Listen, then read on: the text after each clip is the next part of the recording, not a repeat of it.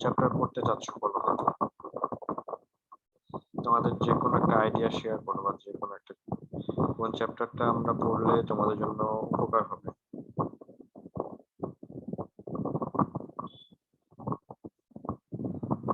বলো দেখি, হাসনা মোহাম্মদ বলো। ফার্স্ট পেপারের কোন স্যার চ্যাপ্টারটা? সিরিয়াল ওয়াইজ গেলেই তো মেবি চলে। হোয়াট অ্যাবাউট জান্নাত? জি স্যার, সিরিয়াল ওয়াইজ গেলে ভালো হয়। আচ্ছা, ঠিক আছে, তাহলে আমরা অ্যাকর্ডিং টু দ্যাট সিরিয়াল আমরা হচ্ছে আজকে নিউটনিয়ান মেকানিক্সে তাহলে আজকে পড়ার কথা, ঠিক আছে? সো নিউটনিয়ান মেকানিক্স আমরা আজকে শুরু করি। তোমরা নিউটনিয়ান মেকানিক্সের আমরা হচ্ছে গিয়ে কিছু ফর্মুলাগুলো দেখবো, কিছু ম্যাথগুলো করার ট্রাই করি। তারপর মোটামুটি অনেক কিছুই আছে। আজকের ক্লাসটা তাহলে নিউটনিয়ান মেকানিক্স নিয়ে আমরা কথা বলবো, ঠিক আছে? ওকে, ঠিক আছে, তাহলে আমাদের আজকের ক্লাস শুরু করা যাক।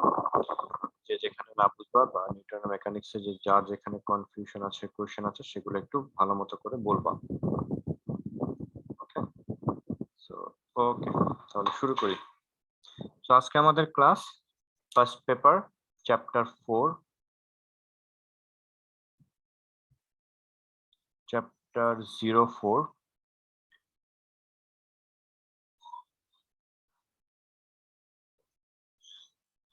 Newtonian mechanics. Newtonian mechanics, okay. তো নিউটনিয়ান মেকানিক্সের শুরুতে যেটা কি আছে, নিউটনের কিছু ফোর্স গুলো আছে, নিউটনের ফোর্স কাজে আসবে। সো নিউটনিয়ান মেকানিক্স এই চ্যাপ্টারটা হচ্ছে আমাদের, আমরা যখন সেকেন্ড পেপারের শুরু করব, সেকেন্ড পেপারে হচ্ছে যখন আমরা স্ট্যাটিক ইলেকট্রিসিটি শুরু করব, চ্যাপ্টার 2 যখন শুরু করব, তখন আমাদের নিউটনিয়ান মেকানিক্স অনেক কাজে আসবে। সো শুরু করা যাক। নিউটন মেকানিক্স আমরা কিছু ম্যাথমেটিক্যাল প্রবলেম সলভ করি, ঠিক আছে? কিছু ম্যাথমেটিক্যাল প্রবলেম সলভ করলে তোমরা আসলে ধরতে পারবে যে কোথায় তোমাদের প্রবলেম আছে আর কোথায় প্রবলেম নাই। ওকে, আচ্ছা শুরু করা যাক। যেমন ধরো এখানে একটা বল আছে, ঠিক আছে? এই বলের ম্যাস হচ্ছে গিয়ে মনে করো 5 কেজি। এখানে হচ্ছে গিয়ে একটা ফোর্স কাজ করছে, সেটা হচ্ছে 10 নিউটন একটা ফোর্স এখানে অ্যাপ্লিকেবল, ঠিক আছে? আরেকটা ফোর্স হচ্ছে গিয়ে সাপোজ এই দিকে, এটা হচ্ছে গিয়ে 12 newton force which is perpendicular with 10 newton, and আরেকটা ফোর্স হচ্ছে গিয়ে মনে করো এই দিকে কাজ করছে, এটা হচ্ছে গিয়ে 15 নিউটন ফোর্স। এটা হচ্ছে 12 নিউটন, নিউটনের সাথে মনে করো 30 ডিগ্রি অ্যাঙ্গেলে আছে। ওকে, 5 কেজি ম্যাসের অবজেক্টটাকে তিনটা ফোর্স এই 5 কেজি ম্যাসের অবজেক্টকে টানাটানি করছে, ওকে, পুল করতেছে। ও এখান থেকে টানতেছে 10 নিউটন, এখান থেকে টানতেছে 12 নিউটন, এখান থেকে টানছে 15 নিউটন। সো মোর দেন যখন 2 ফোর্স থাকবে বা মোর দেন 1 ফোর্স থাকবে, তখন অবজেক্টটা তাহলে কোথায় যাবে?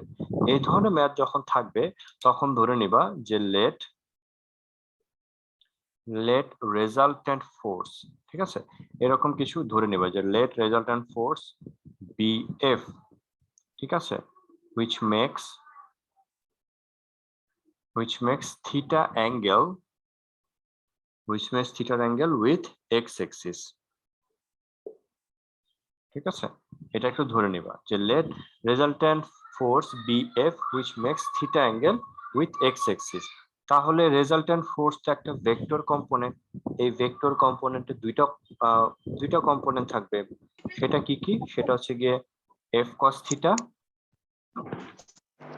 আরেকটা কি থাকবে বলো তো? F sine theta. এই যে ফাইনাল রেজাল্টেন্ট ফোর্স যেটা আছে এফ কস থিটা, এই এফ কস থিটা কিভাবে আসবে? এই 10 নিউটন, 12 নিউটন, 15 নিউটনকে কাজে লাগিয়ে আমরা কি লিখবো? 10 কস সামথিং লিখবো, প্লাস 12 কস সামথিং লিখবো, প্লাস 15 কস সামথিং লিখবো। বলো তো 10 কস কত? এখানে অ্যাঙ্গেল লিখতে হবে। 10 নিউটন ফোর্স কত ডিগ্রি অ্যাঙ্গেল ক্রিয়েট করে আছে, 12 নিউটন ফোর্স কত ডিগ্রি অ্যাঙ্গেল ক্রিয়েট করে আছে, এন্ড 15 নিউটন ফোর্স কত ডিগ্রি অ্যাঙ্গেল ক্রিয়েট করে আছে এক্স এক্সিস এর রেসপেক্টে, ওইটাই আমাদের লিখতে হবে। বলো দেখি 10 নিউটন ফোর্স কত ডিগ্রি অ্যাঙ্গেল ক্রিয়েট করে আছে? বলতে পারবা? 0 0 ডিগ্রি। 12 নিউটন ফোর্স কত ডিগ্রি অ্যাঙ্গেল ক্রিয়েট করে আছে? 90 degree. 90 degree. What about 15 Newton force কত ডিগ্রি অ্যাঙ্গেল ক্রিয়েট করে আছে? 120 ডিগ্রি। 120 কিভাবে পেলাম? কারণ এটা 30 আর এই পাশ থেকে এই পাশে যাবে 120। মনে করো আরেকটা ফোর্স আছে এখানে, আমি আরেকটা ফোর্স দিয়ে দিলাম।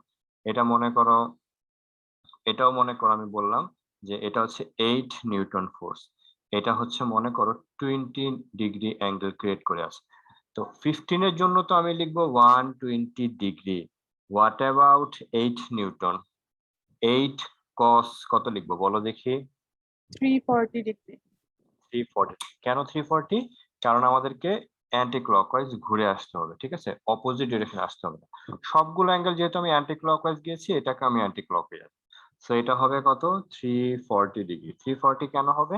কারণ এখান থেকে ঘুরে পুরোটা হচ্ছে 360, আর এখান থেকে একটু ঘুরে 20 কম, তাহলে 340 হবে। তাহলে আমরা এটা ক্যালকুলেশন করে ফেলতে পারবো, ঠিক আছে। এটা কেউ ক্যালকুলেশন করবে, করে আমাকে বলবা। আর এফ সাইন থিটা কিভাবে হবে আমি লিখে ফেলবো। 10 কত লিখবো? Sign 0 degree. আর এখানে হবে 12 সাইন কত ডিগ্রি? 90 ডিগ্রি। একই হবে, শুধুমাত্র কস সাইন দিয়ে রিপ্লেস হয়ে যাবে। এটা কত হবে? 120 ডিগ্রি। আর এটা কত হবে? 8 সাইন কত হবে? 340 ডিগ্রি। ওকে, আচ্ছা, এটা একজন করো, এটা একজন করো, দেখো কত হয়। ওকে, একটু করে ফেলো, দেখো কত হয়। তাহলে এটা হচ্ছে আমাদের জন্য দেয়ারফর এটা যে রেজাল্ট আসবে সেটা হচ্ছে গিয়ে এফ কস থিটা হবে, আর এটা হবে দেয়ারফর এফ সাইন থিটা হবে। ঠিক আছে, কত আসছে বলো দেখি এফ কস থিটা?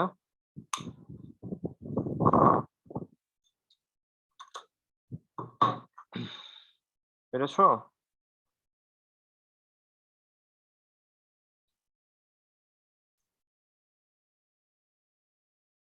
ফিফটিন কস প্লাস 8 কস 340 আমি করলাম। এটা আসছে আমার জন্য যেটা আসছে সেটা হচ্ছে 10.02।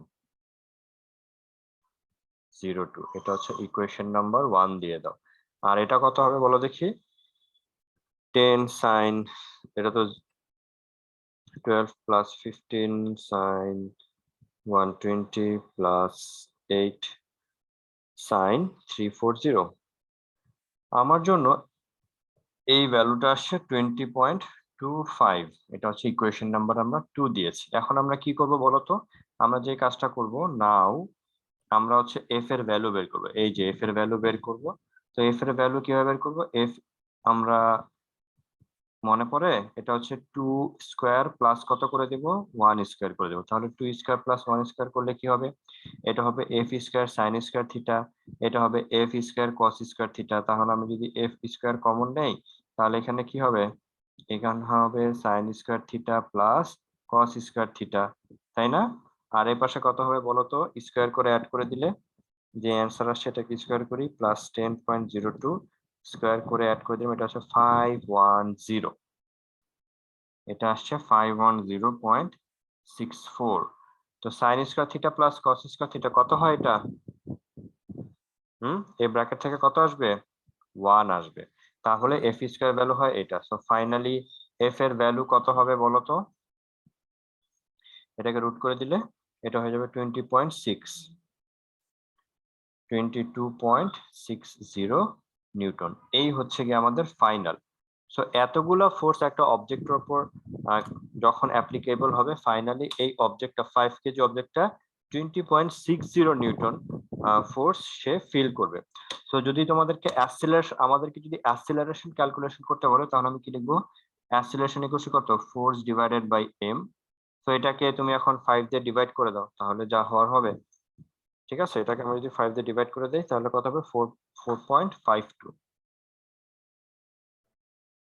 Metre per second square. বলো এই ম্যাথটা কি বুঝতে পেরেছো সবাই? হ্যাঁ স্যার, ম্যাথসটা বুঝতে পারছি, কিন্তু স্যার আমরা সাইন থিটা দিয়ে একবার করলাম, কস থিটা দিয়ে করলাম, কেন দুইবার করলাম? কারণ হচ্ছে প্রত্যেক এই সবগুলা ফোর্স মিলে থেকে ফাইনালি একটা ফোর্স থাকবে, তাই না? ওই ফাইনালি একটা ফোর্সের একটা হরিজন্টাল কম্পোনেন্ট থাকবে, একটা ভার্টিক্যাল কম্পোনেন্ট থাকবে। সো হরিজন্টাল কম্পোনেন্টটা আচ্ছা, হচ্ছে 10, ভার্টিক্যাল কম্পোনেন্ট হচ্ছে 20। তার মানে যে নিউ ফোর্স, সবগুলা ফোর্স মিলে যে একটা ফাইনালি একটা রেজাল্টেন্ট ফোর্স থাকবে বা রেজাল্ট ফোর্স থাকবে, রেজাল্ট ফোর্সটা দেখতে হবে এরকম। ওর এক্স অ্যাক্সিস অ্যালং কাজ করবে হচ্ছে 10.02 নিউটন, আর অ্যালং ওয়াই অ্যাক্সিস কাজ করবে হচ্ছে 20.25 নিউটন। এই 20.25 ফাইনালি এই দুইটা মিলে এটা মিড দিয়ে কোথাও একটা ফোর্স কাজ করবে, এই ফোর্সটাই হচ্ছে গিয়ে এফ, এন্ড ওইটাই হচ্ছে কি 22.60। ঠিক আছে, আমরা হচ্ছে কম্পোনেন্ট ডিভাইড করে নিয়ে তারপর আমরা এটাকে বাকিটা কাজ করে ফেলতে পারলাম। বুঝা গেছে? এই কারণে আমরা এফ কস থিটা আর এফ সাইন থিটা নিয়ে ক্যালকুলেশন করলাম। আমাদের এই ম্যাথটা ইলেকট্রিসিটিতে থাকবে, মানে এই ধরনের কনসেপচুয়াল ম্যাথ গুলো কিরকম থাকবে, দেখা যাবে একটা পজিটিভ, এখানে একটা পজিটিভ চার্জ থাকবে, আর এখানে এখানে এখানে এখানে নেগেটিভ চার্জ গুলো থাকবে। তাহলে পজিটিভ চার্জ আর নেগেটিভ চার্জের মধ্যে কি থাকবে, একটা অ্যাট্রাকশন ফোর্স থাকবে। এই অ্যাট্রাকশন ফোর্সের ভ্যালুগুলো এভাবে আইডেন্টিফাই করে তারপর ফাইনালি পজিটিভ চার্জ কত ফোর্স ফিল করবে ওইটা আমাদেরকে এইভাবে ক্যালকুলেশন করে ফেলতে হবে। বুঝা গেছে? সো আমরা এই ধরনের ম্যাথ যাতে আসলে আমরা যাতে পারি সেটা, সেই জন্য আমরা একবার একটু দেখে নিলাম। সো ম্যাথগুলো পারবা? স্যার নিচে না দেখা যাচ্ছে না। লাস্ট লাইনটা দেখা যায় না? এটা দেখা যাচ্ছে 22.60। জি স্যার। এই 22.60 কে আমরা অ্যাসেলারেশন ক্যালকুলেশন করছি। অ্যাসেলারেশন কিভাবে পাবো? ফোর্স কে এই যে 5 দিয়ে ডিভাইড করে দিয়েছি, তাহলে অ্যাসেলারেশন চলে আসছে। ওকে, আচ্ছা যদি ডিরেকশন ক্যালকুলেশন করতে বলতো তাহলে কি করতাম বলো তো? ডিরেকশন ক্যালকুলেশন করতে বলে, ডিরেকশন মানে কি, the angle, the value of angle. Angle মানে কি, আমাদের থিটা এর ভ্যালু দরকার। তাহলে একটা কাজ করো, এই যে 2 ডিভাইডেড বাই 1 করে দাও, তাহলে কি হবে দেখো, 2 ডিভাইডেড বাই 1 করে দিলে এফ এফ কেটে যাবে, sine theta by cos theta কত হয়ে যাবে, ট্যান থিটা। আর এই পাশে কত হবে, 2 ডিভাইডেড বাই 1 করেছি, এটা হবে 20.25, আর এটা হবে 10.02। তারপর এটাকে থিটা ইনভার্স করে দিলে, ট্যান ইনভার্স করে দিলে আমি থিটা পেয়ে যাব। থিটা এর একটা ভ্যালু থাকবে, এখানে মনে হয় ভ্যালুটা 47 এর আশেপাশে হবে। তো 47 হয়ে গেলে আমি বুঝবো কি, এই যে ফাইনাল যে ফোর্সটা আছে, এই যে পাশে ফাইনাল ফোর্সটা, এই ফাইনাল ফোর্সটা এই যে 47 ডিগ্রি অ্যাঙ্গেল ক্রিয়েট করে আছে। যদি নেগেটিভ আসতো তাহলে আমাদের নেগেটিভ নিচের দিকে দিতে হইতো, যদি নেগেটিভ 47 আসতো তাহলে আমাদের ফাইনাল ফোর্সটা এই দিকে দিতে হইতো, নেগেটিভ। বুঝতে পেরেছো? সো আশা করি এই ম্যাথটা তোমরা সবাই ক্যালকুলেশন বুঝতে পেরেছো, মেইন থিমটা ধরতে পেরেছো যে কিভাবে ম্যাথটা সলভ হবে। ওকে ওকে ফাইন, এবার আমরা আসি। আচ্ছা এখন বলো তো তোমাদের ওই যে elastic collision and inelastic collision, এটা নিয়ে কি বলার দরকার আছে নাকি পারবে? বলো দেখি, ইলাস্টিক কলিশন অর একবার শর্ট রিভিউ দিয়ে দেন আরেকবার। ইলাস্টিক কলিশনটা কি তোমরা নিজেরাই বলো, বলো তাসনিয়া বলো, ইলাস্টিক কলিশন বলতে তুমি কি বুঝো, what do you mean by elastic collision? Elastic হ্যাঁ হ্যাঁ বলো।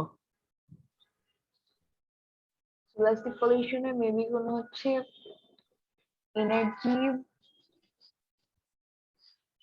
হুম, এনার্জি ওয়েস্ট হয় না মেবি, সো এখানে। আর এনার্জি ইনইলাস্টিকে হচ্ছে এনার্জি ওয়েস্ট হয়। এনার্জি ওয়েস্ট হয়, এনার্জি ওয়েস্ট, ওয়েস্ট শব্দটা বলবো না আমরা, আমরা বলবো আমি বলি কনজার্ভ। হ্যাঁ বলো কনজার্ভ নিয়ে। বলো। ইনএলাস্টিক কলিশন হচ্ছে কনজারভেশন ল অফ মোমেন্টামকে ফলো করে, আর ইলাস্টিক কলিশন হচ্ছে ফলো করে না। Conservation of law of momentum, sorry, energy. Energy. আচ্ছা এনার্জি আর আরেকটা ফর্মুলা ছিল কনজারভেশন ল অফ মোমেন্টাম, এইটাকে কোনটা ফলো করবে, ইলাস্টিক নাকি inelastic? Conservation law of momentum elastic না, ইলাস্টিক দুইটাই ফলো করবে, ইনইলাস্টিক। দুইটাই ফলো করবে, ঠিক আছে। কনজারভেশন ল অফ মোমেন্টাম দুইটাকেই ফলো করবে, দুইটাকে ফলো করে আমরা ভেলোসিটি ক্যালকুলেশন করতে পারবো, ম্যাস ক্যালকুলেশন করতে পারবো।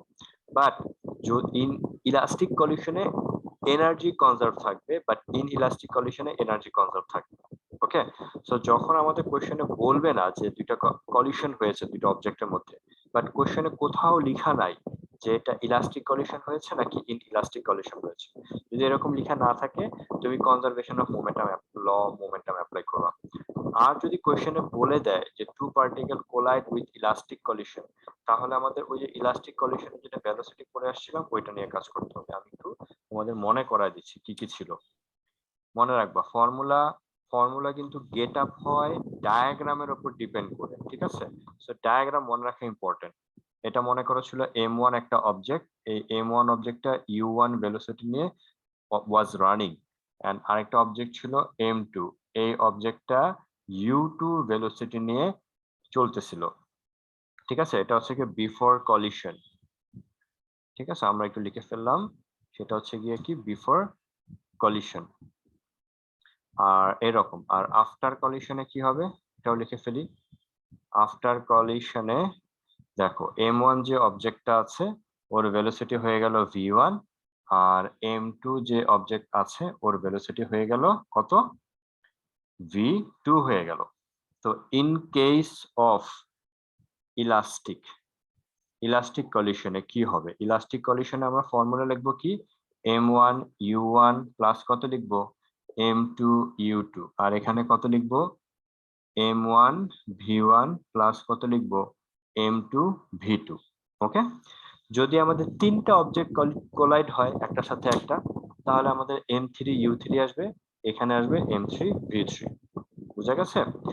আচ্ছা বলো দেখি, যে যদি এখন m2 অবজেক্টটা স্টপ থাকে, ও যদি এটাকে, এটা স্ট্যাটিক মানে স্টপ আছে, ও যদি ওকে এসে ধাক্কা দেয় পেছন থেকে, তাহলে u2 এর ভ্যালু কত লিখবো আমরা, u2 এর ভ্যালু কত, যদি m2 স্টপ থাকে তাহলে u2 কত হবে, আর U1 সমান হবে u2 এর ভ্যালু 0 নিয়ে কাজ করতে হবে, কারণ u2 স্ট্যাটিক অবস্থায় ছিল। ওকে, আর যদি মনে করো m2 m1 এদিক থেকে আসতেছে, m2 এই দিক থেকে আসতেছে, তাহলে আমাদের ইকুয়েশনে কি রকম চেঞ্জ আসবে বলো তো? আমাদের ইকুয়েশনে মাইনাস হবে। u2 এর আগে মাইনাস নিয়ে কাজ মাইনাস করতে হবে। ঠিক আছে, এখন তুমি un এর আগেও মাইনাস দিতে পারো। তুমি মনে করো দুইটা পার্টিকেল অপোজিট ডিরেকশন থেকে কোলাইড হচ্ছে, তাহলে যে কোনো একটাকে মাইনাস ধরবা। তুমি ধরো u1 কে পজিটিভ ধরেছো, তাহলে u2 কে মাইনাস ধরবা। ক্যালকুলেশন করার পর তোমার যেরকম আসবে সেরকম নিয়ে কাজ করতে হবে। ধরে নাও ক্যালকুলেশন করার পর v2 এর ভ্যালু পজিটিভ আসছে, তাহলে তোমাকে বলতে হবে কলিশন হওয়ার পর m2 টা m1 যেদিকে চলতেছিল ওই দিকেই চলছে। ওকে, আর যদি v2 নেগেটিভ আসে, তাহলে বুঝতে হবে যে m2 যেদিকে চলছিল সেদিকে আসতেছে। বুঝা গেছে? এভাবে কাজ করতে হবে। এটা হচ্ছে ইলাস্টিক কলিশনের ঘটনাগুলো আমরা এক্সপ্রেস করলাম। আর এই ডায়াগ্রামের উপর ইলাস্টিক কলিশনের আরেকটা ফর্মুলা হচ্ছে গিয়ে half m1 u1 square plus কত হবে half m2 u2 square equals to কত হবে half m1 v1 square plus half m2 v2 square. আমাদেরকে একটা স্টেমে ঘটনা বলে দিবে, দুইটা অবজেক্ট এরকম ম্যাচ তারা এইভাবে কলিশন হয়েছে, কলিশন হওয়ার পর বলবে যে সেকেন্ড অবজেক্টের ভেলোসিটি ক্যালকুলেশন করো। তো যখন বলবে সেকেন্ড অবজেক্টের ভেলোসিটি ক্যালকুলেশন করো, ডেফিনেটলি আমরা এটা নিয়ে কাজ করব। ওকে, তারপর আমাদের ডি নাম্বারে বলবে যে is it elastic collision or inelastic collision, analyze with mathematics. তখন আমরা বিফোর কলিশনে তাদের টোটাল এনার্জিটা কাইনেটিক এনার্জির অ্যাডিশন ক্যালকুলেশন করব। এই অবজেক্টের কাইনেটিক এনার্জি, এই অবজেক্টের কাইনেটিক এনার্জি অ্যাড করে দেখব কত আসে, এবং আমরা আফটার কলিশনে দুইটা অবজেক্টের কাইনেটিক এনার্জির অ্যাডিশন চেক করব। যদি দুইটা ইকুয়াল আসে তাহলে আমরা বলবো সেটা ইলাস্টিক কলিশন, আর যদি ইকুয়াল না আসে তাহলে আমরা কি বলবো, সেটা হচ্ছে ইন ইলাস্টিক কলিশন। ওকে, আর ইলাস্টিক কলিশনের জন্য v1 ক্যালকুলেশনের জন্য আমাদের আরেকটা ফর্মুলা আছে, এটা কি আমাদের মনে আছে? এভাবে লিখতে হয়, v1 নিয়ে কাজ করলে জি এখানে স্যার। u1, এখানে লিখতে হবে u2, আর এখানে কি লিখতে হবে m1 প্লাস m2, আর এখানে লিখতে হবে m1 প্লাস m2, এখানে লিখতে হবে m1 মাইনাস m2, আর এখানে কি লিখতে হবে 2m2, রাইট? আর v2 এর বদলে কি লিখতে হবে, একইভাবে আমরা দুইটা ফ্র্যাকশন লাইন টানবো, v2 এর সময় এখানে লিখতে হবে u2, আর এখানে লিখতে হবে u1, এই পাশে লিখতে হবে, নিচে লিখতে হবে m1 প্লাস m2, এই পাশে আমাদের লিখতে হবে m1 প্লাস m2। v2 ক্যালকুলেশনের সময় আমাদের লিখতে হবে m2 মাইনাস m1, আর এখানে লিখতে হবে 2m1। এখন বলো এই দুইটা ফর্মুলা আমরা কখন ইউজ করব, এই v1 আর v2 ক্যালকুলেশন আমরা কখন ইউজ করব? বলো তো স্যার যখন ফাইনাল ভেলোসিটি জানা থাকবে না। এটা পারফেক্ট অ্যান্সার হয় নাই। হ্যাঁ, ফাইনাল ভেলোসিটি জানা না থাকলে আমরা এটা সবসময় ইউজ করতে পারবো না। আমাদের যদি কোশ্চেনে ডিরেক্টলি বলে যায় যে two object collide with an elastic collision, এই কথাটা যদি বলা থাকে তবেই আমরা ডাইরেক্ট এটা ইউজ করব না, এটা ইউজ করবো, ডাইরেক্ট V1 আর V2 এই ফর্মুলা দিয়ে ইউজ করব। ওকে, কারণ এই দুইটা ফর্মুলা আসছে এই দুইটাকে ক্যালকুলেশন করে। ওকে, সো এই দুটাকে ক্যালকুলেশন করে যেহেতু আসছে মানে এটাকে অ্যাগ্রি করে এসছে, যেহেতু এসছে, সো ডেফিনেটলি আমাদেরকে এই ফর্মুলা এবং এটা ইউজ করতে হবে তখনই যখন কোশ্চেনে ডিরেক্টলি বলে দিবে যে ইলাস্টিক কলিশনে তারা পার্টিসিপেট করেছে। আর যদি কোশ্চেন বুঝে তুমি কোশ্চেন পড়ে তুমি যদি বুঝতে না পারো যে ইলাস্টিক নাকি ইনইলাস্টিক, তাহলে তুমি মোমেন্টামের ফর্মুলা ইউজ করবা। ওকে, কারণ তুমি জানো না ইলাস্টিক নাকি। আর মোমেন্টামের ফর্মুলাটা ইলাস্টিকের জন্য অ্যাপ্লিকেবল হবে, ইনইলাস্টিকের জন্য অ্যাপ্লিকেবল হবে। বুঝতে পেরেছো সবাই? জি স্যার। ওকে, স্যার কম্বাইন্ড বডি হলে তো এই দুটো ইউজ করা যাবে না, না? কম্বাইন্ড বডি হলে যেমন মনে করো কম্বাইন্ড বডি হয় কি, আমরা যখন ইলাস্টিক এই দুইটা ফর্মুলা নিয়ে আমরা অনেকগুলো কন্ডিশন পড়েছিলাম না, 5টা 6টা কন্ডিশন। তো ওই কন্ডিশনে কখনো কি দেখেছো কম্বাইন হয়েছে? একটা কন্ডিশনে কিন্তু রেজাল্ট কম্বাইন হয় নাই। তাহলে কম্বাইন যদি হয় সেই ক্ষেত্রে ডেফিনেটলি আমরা ইলাস্টিক ইউজ করি। আর তাছাড়া কম্বাইন্ড হোক কিংবা না হোক, তোমার কোশ্চেনে যদি ইলাস্টিক সাউন্ডটা উল্লেখ না থাকে তুমি এই দুইটা ফর্মুলা ইউজ করবা না। ওকে, যেমন বললো যে এই M2 অবজেক্টটা চুপচাপ এখানে বসেছিল, M1 অবজেক্টটা এসে পেছন থেকে ওকে ধাক্কা দিল, ধাক্কা দেওয়ার পর এই দুইটা অবজেক্ট একসাথে কানেক্ট হয়ে কম্বাইন্ড হয়ে তারপর চলতে শুরু করলো। তাহলে আমরা ডেফিনেটলি কোনটা ইউজ করব? এই ফর্মুলা নিয়ে ইউজ করব। ঠিক আছে, এইটা ইউজ করব, কারণ আমার কোশ্চেনে বলা নাই যে ইলাস্টিক হয়েছে নাকি না ইলাস্টিক হয়েছে। তবে আমি আমরা বলতে পারি যে কম্বাইন্ডের জন্য কখনো একটা কলিশন কখনোই ইলাস্টিক হয় না, কম্বাইন্ড কখনোই থাকবে না। যদি পিওর ইলাস্টিক কলিশন হয় তাহলে দুইটা অবজেক্ট কখনোই কম্বাইন্ড হবে না। ওকে, কারণ ওইখানে ফ্রিকশন কিছু থাকবে না। যেমন ধরে নাও একটা গাছে একটা পাখি বসে আছে, কেউ মনে করো মানে কোন একজন দুষ্ট লোক মনে করো সেটাকে গুলি করলো, গুলিটা পাখির ভিতরে গুলি করার পর পাখিটা ছিটকে দূরে গিয়ে পড়ে গেল। তাহলে এটা কি কম্বাইন্ড বডি বলা যাবে কিনা বলো দেখি? বলা যাবে? এটা কিন্তু বলা যাবে। কেন? কারণ গুলি করার আগে গুলির ভেলোসিটি ছিল, পাখির কোনো ভেলোসিটি ছিল না। আর গুলি যখন পাখিকে হিট করলো তখন গুলিটা কিন্তু পাখির ভিতরেই রয়ে যায়, তখন গুলি এবং পাখি দুইটাই কিন্তু ছিটকে যায়। সো এখানে কম্বাইন্ড বডি আমরা বলতে পারি, কারণ গুলি এবং আফটার দ্য ফায়ারিং বুলেট পাখিটার ভিতরে রয়ে যাবে, এখন তখন তারা একসাথে রান করা শুরু করবে। ওকে, সো সেটাকে আমরা কম্বাইন্ড বডি নিয়ে বলতে পারবো। So clear concept? বলো, কারো কোনো কনফিউশন আছে? জি স্যার। আচ্ছা, এখন আমরা যেটা খুবই মানে এই চ্যাপ্টারের সবচেয়ে কনফিউশন হয় যে জিনিসটা, সেটা হচ্ছে ফ্রিকশন নিয়ে একটু আলোচনা করি। ঠিক আছে, ওকে, ফ্রিকশন নিয়ে আমরা একটু ডিসকাস করি।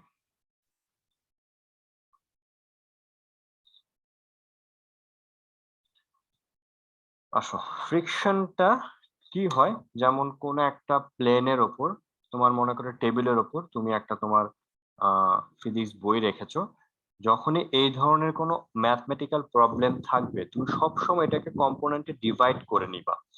যেমন বললো যে এই এই টেবিলের উপর আছে, এই টেবিলের ফ্রিকশনাল কোএফিসিয়েন্ট হচ্ছে গিয়ে মানে টেবিলের উপর স্ট্যাটিক অবস্থাতে ফ্রিকশনাল কোএফিসিয়েন্ট বলে দিল 0.4, আর এই বইয়ের ম্যাথ বলে দিল মনে করো 500 গ্রাম। ওকে, 500 গ্রাম। এন্ড একটা ফোর্স অ্যাপ্লাই করা হয়েছে অবজেক্টটার উপর, বলে দিল যে অ্যাপ্লাইড ফোর্স বলে দিল 20 নিউটন। ঠিক আছে, অ্যাপ্লাইড ফোর্স 20 নিউটন বলে দিল। আমাদেরকে বললো যে অ্যাসিলারেশন কোয়েশ্চেন মার্ক, অ্যাসিলারেশন ফাইন্ড আউট করতে হবে। এই ধরনের কোয়েশ্চেন যখন আসবে তুমি শুরুতেই কি করবে, এটার মার্কিং করবে মিড পয়েন্টে, মার্কিং করে এভাবে সোজাসুজি অ্যারো সাইন দিয়ে লিখে ফেলবা ডাব্লিউ মানে কি ওয়েট। ঠিক এই পয়েন্টের অপোজিট ডিরেকশনে ক্যাপিটাল আর লিখে ফেলবা। অ্যাপ্লাইড ফোর্সটা রাইট ডিরেকশনে দিয়ে দিবা, এটাকে এফ দিয়ে ডিনোট করবা। আর অপোজিট ডিরেকশনে কে থাকবে, কে থাকবে? অ্যাপ্লাইড ফোর্সের অপোজিট ডিরেকশনে কে থাকবে? ফ্রিকশন থাকবে। ফ্রিকশনকে আমি এফ দিয়ে ডিনোট করব। আর এস দিয়ে কেন ডিনোট করলাম? কারণ বইটা টেবিলের উপর স্ট্যাটিক ছিল। ওকে, সো স্ট্যাটিক থাকলে ফ্রিকশন হবে একরকম, কাইনেটিক অবস্থায় থাকলে ফ্রিকশন হবে আরেক রকম। তুমি যেমন একটা যখন গাড়ি থেমে থাকবে, ওই গাড়িকে মুভ করাইতে হলে তোমাকে দেখবে অনেক বেশি অ্যামাউন্ট ফোর্স দিতে হচ্ছে, বাট গাড়িটা যখন দেখবা রানিং এ চলে যায় তখন দেখবা অল্প ফোর্স দিলে কিন্তু গাড়িটা চলতে থাকে। তার মানে একটা কোনো কিছু যখন রানিং অবস্থায় থাকবে তখন তখন ফ্রিকশনকে আমি এফ কে দিয়ে এক্সপ্রেস করব, কাইনেটিক ফ্রিকশন। আর যখন একটা অবজেক্ট স্ট্যাটিক থাকবে তখন আমি ফ্রিকশনকে এফ এস দিয়ে এক্সপ্রেস করব, সেটা হচ্ছে ফ্রিকশন স্ট্যাটিক বা স্ট্যাটিক ফ্রিকশন। তো যাই হোক, আমাদের এইগুলো আমাদেরকে বলে দিয়েছে। এখন আমাদেরকে কি করতে হবে? আমি 20 নিউটন ফোর্স দিয়ে এই অবজেক্টটাকে ধাক্কা দিয়ে সামনে নিয়ে যেতে চাই, কিন্তু ফ্রিকশন আমাকে একটা অপোজ করবে। তাহলে কি করতে হবে? ফ্রিকশনকে বাদ দিয়ে তারপর ফাইনালি সে যাওয়ার ট্রাই করবে। তাহলে আমি কি লিখবো? দেয়ারফর যে রেজাল্ট যে ফোর্সটা হবে সেটা কত হবে? অ্যাপ্লাইড ফোর্স থেকে ফ্রিকশন ফোর্সটা বাদ দিয়ে দিব। ওকে, কিন্তু আমি ফ্রিকশন তো জানি না, ফ্রিকশন ফোর্সটা কত সেটা তো আমি জানি না। ওকে ফাইন, বাট এফএস টা সমান সমান কত হবে? মিউ এস ইন্টু আর। মনে পড়ে? এফএস টা সমান সমান মিউ এস ইন্টু আর হয়। মিউ এস টাকে কি বলি আমরা? Coefficient of friction. এটার সাথে রিঅ্যাকশন ফোর্স মাল্টিপ্লাই করলে আমরা কি পেয়ে যাব? ফ্রিকশনাল ফোর্স পেয়ে যাব বা ফ্রিকশন পেয়ে যাব। এটা কি মনে আছে না ভুলে গেছো বলো?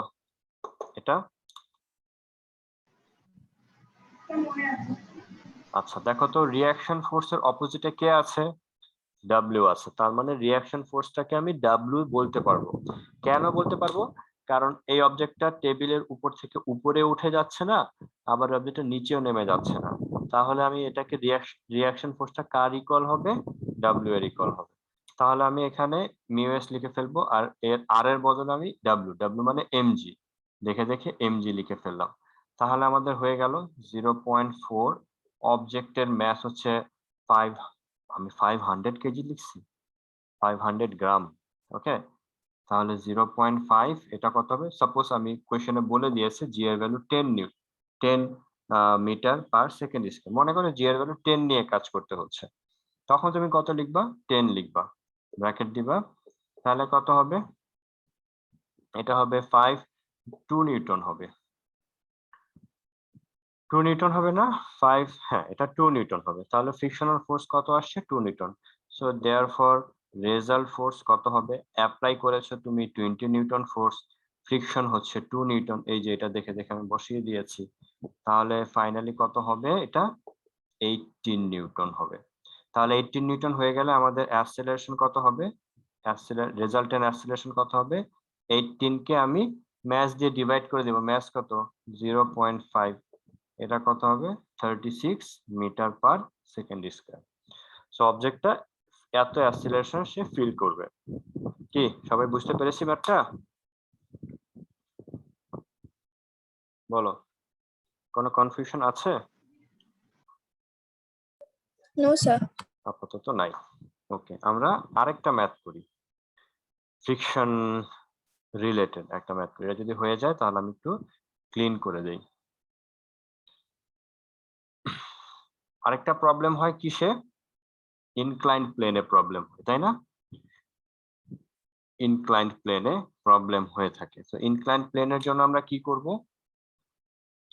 ধরে নাও এখানে একটা ইনক্লাইন্ড প্লেন আছে, আমাদেরকে বলে দিল যে এই অ্যাঙ্গেলটা হচ্ছে গিয়ে থিটা, ঠিক আছে?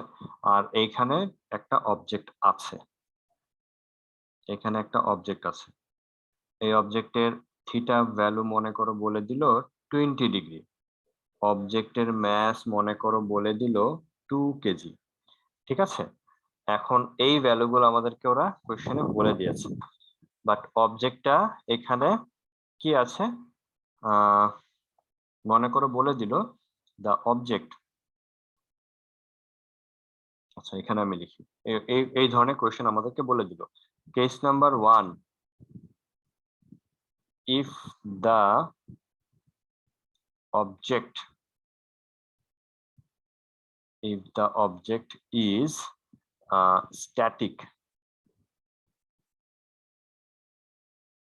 if the object is in static, find friction. Okay, find friction আমাদেরকে বলে দিল যে if the object is static find friction, friction calculation করতে হবে। এই অবজেক্টটা এখানে স্ট্যাটিক আছে, মানে চুপচাপ বসে আছে, নিচেও নামছে না উপরে যাচ্ছে না, ঠিক এখানেই আছে। এই ধরনের ম্যাথ যখন আসবে এক্সামে তখন আমরা কি করব, ঠিক মিড পয়েন্টে মার্কিং করব, নিচের দিকে আমরা একটা এখানে কাজ করবে ওয়েট, এই প্লেন একটা স্কেল নিব, এই প্লেনের সাথে পারপেন্ডিকুলারলি ড্র করে দিব ক্যাপিটাল আর, ক্যাপিটাল আর কে আমরা পেছন দিকে ইনক্রিজ করব, তখন ডাব্লিউ এর সাথে ক্যাপিটাল আর এর ব্যাকওয়ার্ড লাইন যে অ্যাঙ্গেলটা ক্রিয়েট করবে এটাকে আমরা থিটা দিয়ে মার্কিং করে ফেলবো।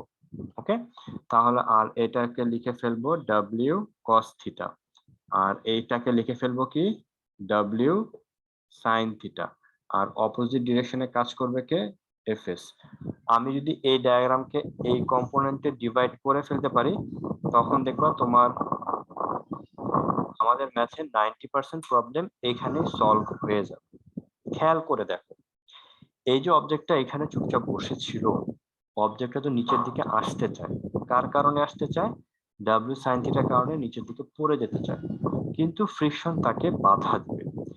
যেহেতু এখানে বলে দিয়েছে if the object is in static, এই অবজেক্ট এখানে স্ট্যাটিক অবস্থায় আছে, তাহলে আমি বলতে পারি যে যেই ফোর্সের কারণে নিচে নামতে চায় আর অপোজিট ডিরেকশনের ফ্রিকশন দুইটা ইকুয়াল হয়ে গেছে। কারণ ফ্রিকশন যদি এটার ইকুয়াল না হয় তাহলে তো এটা যদি ডাব্লিউ সাইন থিটা বেশি হইতো তাহলে এটা পড়ে যেত। তাহলে যেহেতু এখানে স্ট্যাটিক আছে তাহলে আমাকে বুঝে নিতে হবে যে ডেফিনেটলি ডাব্লিউ সাইন থিটা ফ্রিকশনের ইকুয়াল হবে। এখন আমাদের টার্গেট হচ্ছে গিয়ে কি এই ফ্রিকশনটা ক্যালকুলেশন করা, করে ফেলি আমরা, আসো। তাহলে ফ্রিকশনটা কিভাবে হবে, এফএস ইকুয়ালস টু কত লিখবো, ডাব্লিউ সাইন থিটা লিখবো, ডাব্লিউ মানে কত এমজি, এখানে লিখবো কত সাইন থিটা, হয়ে গেল। আর ইফ আমাদেরকে রিঅ্যাকশন ফোর্স ক্যালকুলেশন করতে বলে, বলো দেখি রিঅ্যাকশন ফোর্স কোনটার ইকুয়াল হবে এই ডায়াগ্রাম থেকে, ডাব্লিউ কস থিটা। ডাব্লিউ কস থিটার ইকুয়াল হবে, কেন, কারণ আর এর অপোজিটে কে আছে ডাব্লিউ কস থিটা। সো আমরা লিখে ফেলবো এখানে ডাব্লিউ কস থিটা, ডাব্লিউ এর ভ্যালু কত এমজি কস থিটা, থিটার ভ্যালু বলে দিয়েছে, এম এর ভ্যালু বলে দিয়েছে, জি এর ভ্যালু ডেফিনেটলি কোশ্চেনে থাকবে, না থাকলে তুমি 9.8 নিয়েও কাজ করবা, তাহলে তুমি ক্যাপিটাল আর পেয়ে যাবা। আর এই প্লেনের জন্য তোমাকে যদি বলা হয় কোএফিসিয়েন্ট অফ ফ্রিকশন কত হবে, তখন তুমি লিখবা মিউ এস ইকুয়ালস টু কত এফএস ডিভাইডেড বাই আর। এই যে এফএস এর ভ্যালু তুমি এখান থেকে পাবা, আর এর ভ্যালু তুমি এখান থেকে পাবা, দুটাকে ডিভাইড করে দিবা, তাহলে কোএফিসিয়েন্ট অফ ফ্রিকশন খুব ইজিলি ক্যালকুলেশন হয়ে যাবে। বোঝা গেছে? ক্লিয়ার এটা সবার কাছে? Yes sir. ওকে, এবার আমরা আরেকটা প্রবলেম সলভ করব। প্রবলেমটা হচ্ছে কি প্যারালাল প্লেনের জন্য, ঠিক আছে, প্যারালাল প্লেনের জন্য আমরা দেখব, দেখি কিভাবে করবা। এই ম্যাথগুলো আমাদের স্ট্যাটিক ইলেকট্রিসিটি এগুলোতে অনেক কাজে আসবে, ঠিক আছে। আচ্ছা, যেমন ধরো এটা হচ্ছে আমাদের একটা প্লেন, এটা হচ্ছে আমাদের একটা অবজেক্ট, এই অবজেক্টকে আমি সুতা দিয়ে, মনে করো একটা বাচ্চা খেলতেছে, বাচ্চারা কি করলো, এটা একটা গাড়ি, গাড়িতে এরকম দড়ি বেঁধে এখান দিয়ে সে টেনে নিয়ে যাচ্ছে, 30 নিউটন ফোর্স অ্যাপ্লাই করে টেনে নিয়ে যাচ্ছে। এরকম খেলে না বাচ্চারা, গাড়িতে সুতা বেঁধে টেনে নিয়ে যায়, ওই রকম এখানে একটা ঘটনা আছে। তো ভালো কথা, এখানে টেনে নিয়ে যাচ্ছে, আর এই সারফেসের আমরা এই হচ্ছে ইনফরমেশন গুলা, এই গাড়ির ম্যাস হচ্ছে গিয়ে মনে করো 0.5 কেজি, এই সারফেসের জন্য কোএফিসিয়েন্ট অফ ফ্রিকশন হচ্ছে গিয়ে 0.3, আর জি এর ভ্যালু তুমি 10 নিয়ে কাজ করো। হ্যাঁ, এই ইনফরমেশন গুলো বলে দিয়েছে। তো তুমি কি করবা, তোমার ডায়াগ্রাম তো এইটা, তুমি এটাকে ওই যে কম্পোনেন্টে ডিভাইড করে দিবা, তুমি এই পয়েন্ট থেকে একটা পারপেন্ডিকুলার লাইন নিচের দিকে নিবা, এটা কাজ করবে ডব্লিউ মানে হচ্ছে এমজি, অপোজিট ডিরেকশনে কাজ করবে রিঅ্যাকশন ফোর্স, এই প্লেনের সাথে পারপেন্ডিকুলার রিঅ্যাকশন ফোর্স কাজ করবে, এটা 30 নিউটন ফোর্স। 30 নিউটন ফোর্স তো একটা ভেক্টর কম্পোনেন্ট, এই ভেক্টর কম্পোনেন্টে দুইটা কম্পোনেন্ট থাকবে, একটা হরিজন্টাল আর একটা কি ভার্টিক্যাল। হরিজন্টালটা কোথায় কাজ করবে? অ্যালং এক্স অ্যাক্সিস, সেটা কত হবে?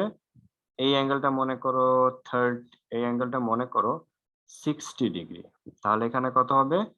30 cos 60 ডিগ্রি। আর এই 30 নিউটন ফোর্সে আরেকটা কম্পোনেন্ট থাকবে, এটা কত হবে? 30 sin 60 ডিগ্রি। কোথায় কাজ করবে? এই যে আর এর সাথে মিলে কাজ করবে, 30 sin 60 ডিগ্রি। এখন আমার আর 30 নিউটন ফোর্স নাই, 30 নিউটন ফোর্সকে আমি দুইটা পার্টে ডিভাইড করে দিলাম, একটা পার্ট রাইট ডিরেকশনে কাজ করবে, আরেকটা পার্ট আর এর সাথে কাজ করবে আর এর ডিরেকশনে। আর অপোজিট ডিরেকশনে কে কাজ করবে? ফ্রিকশন কাজ করবে, ফ্রিকশন কাজ করছে। তাহলে এই অবজেক্টটা মুভ করবে কি করবে না এটা আমরা দেখে নিই। এই অবজেক্টটা ডান দিকে মুভ করার শর্ত হচ্ছে এই ভ্যালুটা যদি এফএস থেকে বেশি হয় তাহলে এই অবজেক্টটা ডান দিকে মুভ করবে, আর যদি এই ভ্যালুটা ফ্রিকশনের সমান অর ইকুয়াল হয় তাহলে এই অবজেক্টটা ডান দিকে মুভ করবে না। আমার কথার সাথে তোমরা একমত সবাই? ওকে, তো এখন আমাদের কাজ হচ্ছে গিয়ে ফ্রিকশনটা কত সেটা ফাইন্ড আউট করে ফেলা। সো ফ্রিকশন আমরা কিভাবে ক্যালকুলেশন করব বলো তো? Fs equals to what? mu s into r, কিন্তু আমি r এর ভ্যালু তো জানি না, এটাকে রেখে দাও ইকুয়েশন নাম্বার 1 দিয়ে। এখন তুমি দেখো খেয়াল করে আপওয়ার্ড ডিরেকশনে কয়টা ফোর্স কাজ করছে বলো তো? ঠিক আপওয়ার্ড ডিরেকশনে কয়টা ফোর্স? দুইটা ফোর্স। ডাউনওয়ার্ড ডিরেকশনে একটা ফোর্স। কখনো কি এমন হয় একটা বাচ্চাটা যে সুতা দিয়ে একটা গাড়িকে দড়ি দিয়ে বেঁধে টেনে নিয়ে যায়, এমন কি কখনো হয় যে গাড়িটা জিরোতে হয়ে যায়? কারণ জিরোতে হয়ে গেলে তো সে আর খেলবে না, সে এমন ভাবে টান দেবে যাতে করে সে জিরোতে চলে না আসে, বাতাসে উপরে উঠে না আসে। তো এখানে যেহেতু এই অবজেক্টটা উপরে উঠে আসছে না, তাহলে আমি বলতে পারি এই আপওয়ার্ড ডিরেকশনে দুইটা ফোর্স এই ডাব্লিউ দ্বারা ব্যালেন্সড হয়ে গেছে। ওকে, এই দুইটা ফোর্স ডাব্লিউ দিয়ে ব্যালেন্স হয়ে গেছে। সো দেয়ারফর আমরা লিখতে পারবো R plus 30 sin 60 degree equals to কত লিখবো? ডাব্লিউ লিখবো। বুঝা গেছে? সো এখন আমাদের কাজ হচ্ছে কি আর এর ভ্যালু ক্যালকুলেশন করা। আর কিভাবে পাবো? W minus 30 sin 60 degree. তুমি এখান থেকে যে আর এর ভ্যালু পাবা, এই আর এর ভ্যালু ইকুয়েশন 1 এ বসাবা। মিউ এস এর ভ্যালু তুমি জানো, বসালে তুমি কি পাবা? এফএস পেয়ে যাবা। আর এই যে 30 cos 60 ডিগ্রি এইটাই হচ্ছে তোমার জন্য অ্যাপ্লাইড ফোর্স হিসেবে কাজ করবে। তো তুমি যদি দেখো যে অ্যাপ্লাইড ফোর্সের ভ্যালু ফ্রিকশন থেকে বেশি, তাহলে এই অবজেক্টের সামনের দিকে চলতে শুরু করবে। আর যদি তুমি দেখো যে 30 cos 60 ডিগ্রি এই ভ্যালুটা ফ্রিকশন থেকে কম, তাহলে এই অবজেক্টটা সামনের দিকে চলবে না, এটা থেমে থাকবে। বাকি ম্যাথটা পারবা সবাই? ওকে, সো আই থিংক বাকিটা তোমরা পারবে। খুবই ইজি একটা ম্যাথ।